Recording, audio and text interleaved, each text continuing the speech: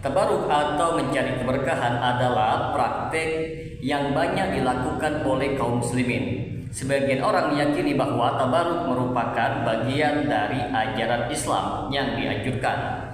Sementara yang lain menganggap bahwa praktek ini telah menyimpang dan bahkan bisa mengarah kepada kesyirikan. Dalam Islam, teman-teman sekalian, keberkahan hanya berasal dari Allah Subhanahu wa taala. Namun ada cara-cara tertentu yang diakui oleh syariat dalam mencari keberkahan. Sayangnya banyak di antara kaum muslimin yang tidak memahami batasan ini, sehingga mereka melakukan tabaruk dengan cara yang tidak diajarkan oleh Nabi Muhammad SAW. Lalu bagaimana sebenarnya konsep tabaruk dalam Islam? Apakah semua bentuk tabaruk diperbolehkan atau ada yang termasuk ke dalam bid'ah dan syirik? Bagi teman-teman sekalian yang penasaran dengan kelanjutan dari pembahasan video kali ini, maka tonton terus video ini hingga selesai agar kita menemukan fakta yang sebenarnya.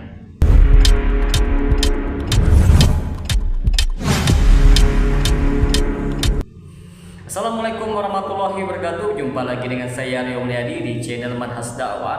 Pada episode kali ini kita akan membahas tentang tabaruk.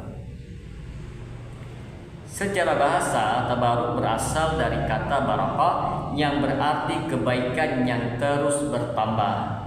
Dalam istilah syariat, tabaruk adalah upaya mencari keberkahan dari sesuatu yang diyakini memiliki manfaat khusus, baik berupa tempat, benda, atau orang tertentu. Dalam praktiknya, tabaruk terbagi menjadi dua kategori utama, yaitu tabaruk yang sesuai dengan sunnah dan tabaruk yang menyimpang dari ajaran Islam. Teman-teman sekalian, tabaruk yang benar adalah tabaruk yang memiliki dasar dari Al-Quran dan sunnah Rasulullah SAW. Beberapa bentuk tabaruk yang disyariatkan antara lain: yang pertama, tabaruk dengan nama dan sifat Allah Subhanahu wa taala. Keberkahan terbesar datang dari Allah Subhanahu wa taala melalui nama-namanya yang mulia. Kita dianjurkan untuk berdoa menggunakan Asmaul Husna agar doa kita lebih dikabulkan. Yang kedua, tabaruk dengan Al-Quran. Al-Quran adalah kitab suci yang penuh dengan keberkahan. Cara mendapatkan keberkahannya adalah dengan membacanya, memahami maknanya, dan mengamalkan dalam kehidupan sehari-hari. Allah Azza wa Jalla berfirman, "Dan ini adalah kitab yang kami turunkan yang diberkahi, maka ikutilah ia." Quran Surat Al-An'am ayat 155. Yang ketiga, tabaruk dengan Nabi Muhammad SAW. Para sahabat pernah mengambil berkah dari Nabi Muhammad SAW, seperti mengambil air wudhunya, rambutnya, atau keringatnya. Namun hal ini hanya berlaku ketika beliau masih hidup. Setelah wafatnya Nabi Muhammad SAW, tidak ada satupun sahabat yang melakukan tabaruk kepada makam beliau ataupun benda-benda peninggalannya. Yang keempat, tabaruk dengan amal soleh. Keberkahan dalam hidup bisa diperoleh dengan melakukan amal soleh seperti sholat, sedekah, dan berzikir. Allah Subhanahu wa taala berjanji akan memberikan keberkahan bagi orang yang beriman dan bertakwa. Allah Subhanahu wa taala berfirman, "Jika penduduk negeri beriman dan bertakwa, kami akan melimpahkan kepada mereka keberkahan dari langit dan bumi." Quran Surat Al-A'raf ayat 96. Yang kelima, tabaruk dengan tempat-tempat yang diberkahi. Beberapa tempat memiliki keberkahan khusus seperti Masjidil Haram, Masjid Nabawi, dan Masjid Al-Aqsa. Keberkahan ini, teman-teman sekalian, diperoleh dengan melakukan ibadah di dalamnya, bukan dengan mengambil tanah, batu, ataupun mengusap dindingnya. Sebaliknya, teman-teman sekalian, ada banyak bentuk tabaruk yang justru menyimpang dari ajaran Islam. Bentuk-bentuk tabaruk ini tidak memiliki dasar dari Al-Quran dan As-Sunnah. Bahkan beberapa di antaranya mengarah kepada kesyirikan.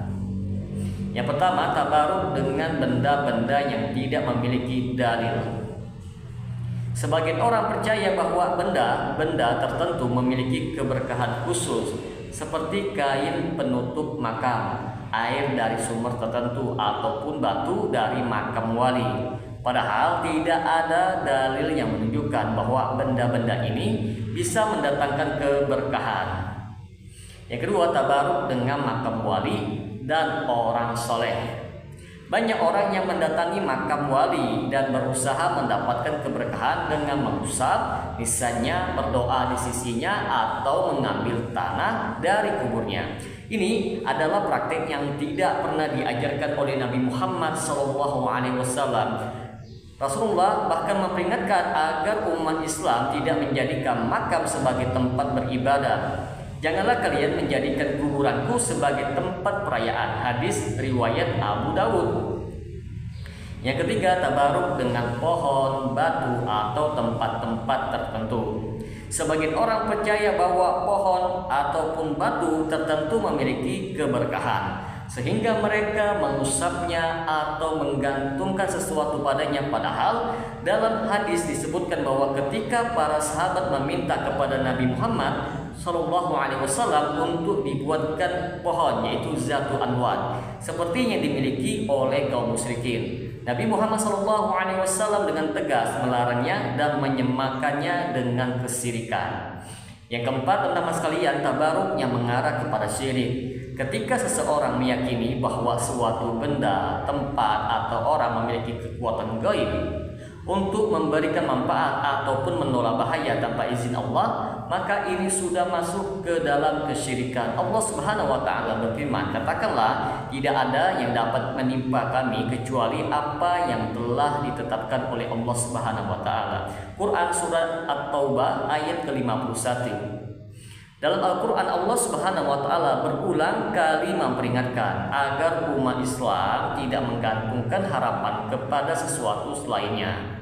Dan janganlah kamu menyembah apa-apa yang tidak memberikan manfaat dan tidak pula mendatangkan mudarat kepadamu selain Allah. Sebab jika kamu berbuat demikian, maka kamu termasuk orang-orang yang zalim. Quran surat Yunus ayat 106. Dalam hadis, Rasulullah SAW juga memperingatkan bahaya kepercayaan kepada jimat dan benda-benda yang dianggap memiliki kekuatan supranatural. Barang siapa menggantungkan jimat, maka dia telah melakukan kesyirikan. Hadis riwayat Ahmad. Selain itu, para ulama juga sepakat bahwa tabaruk yang tidak memiliki dasar dari syariat harus dihindari. Imam Asy-Syatibi dalam kitabnya Al-I'tisam menyatakan bahwa semua bentuk tabaruk yang tidak ada dasarnya dalam Al-Quran maupun hadis adalah bid'ah. Maka dapat kita simpulkan di sini, teman-teman sekalian, tabaruk memang merupakan bagian dari ajaran Islam. Namun tidak semua bentuk tabaruk diperbolehkan. Ada tabaruk yang benar, yaitu yang dilakukan sesuai dengan ajaran Rasulullah, seperti mencari keberkahan dari Al-Quran, amal soleh, atau tempat-tempat suci yang memang disebutkan dalam dalil. Namun ada pula tabaruk yang menyimpang, seperti mencari keberkahan dari makam wali, benda-benda tertentu, atau tempat-tempat yang tidak memiliki dasar dalam syariat. Jika seseorang meyakini bahwa benda atau tempat tersebut memiliki kekuatan sendiri untuk memberikan manfaat ataupun menolak bahaya, maka ini sudah masuk ke dalam perbuatan syirik. Oleh karena itu, teman-teman sekalian, umat Islam harus berhati dalam memahami konsep tabaruk agar tidak terjebak ke dalam kesyirikan. Keberkahan sejati hanya berasal dari Allah Subhanahu wa taala semata, dan cara terbaik untuk mendapatkannya adalah dengan mengikuti petunjuk Rasulullah SAW. Semoga Allah Subhanahu wa taala memberikan kita pemahaman yang benar dalam beragama dan menjauhkan kita dari segala bentuk kesyirikan. Apabila channel ini dapat memberikan manfaat bagi teman-teman sekalian, dan silakan subscribe dan share, semoga bermanfaat. Assalamualaikum warahmatullahi wabarakatuh.